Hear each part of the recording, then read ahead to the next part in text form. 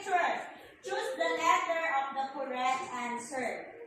Letter and say the word. Okay, for example, look at the picture. What is it? A, it's the teeth. B, shoulder. C, knees. Or D, tongue. What's the answer? Tongue. Very good. Let's see it. Let's see if you're correct. Okay, the answer is letter D, tongue. Let's stop for the day.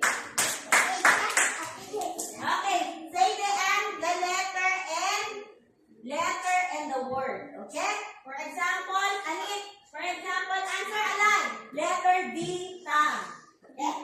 Understand? D, tongue. Okay, number 1. Ready? Hands under your chin.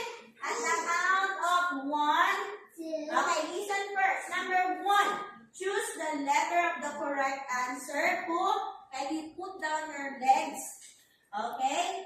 The picture. Is it A, neck? B, feet and toes?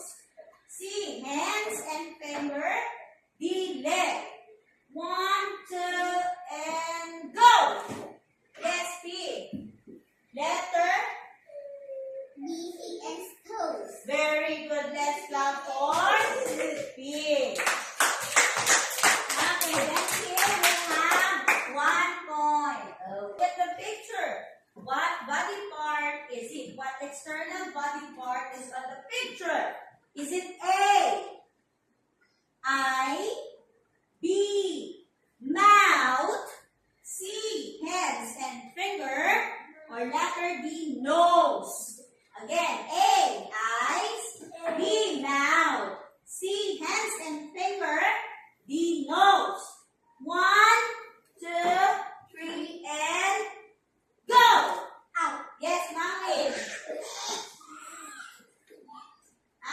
Louder. Is it letter?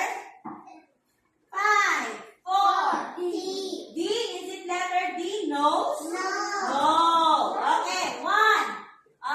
Who wants? Call your friend. Choose your friend to help you. You said help me. Friend unite quickly. Okay, Happy is finished already. Here in front. I want girl. Alright. Yim, please help me. Buta. Please help me. You say okay. Okay. Okay, Yim. Look at the picture. What external body part is it? A, eye.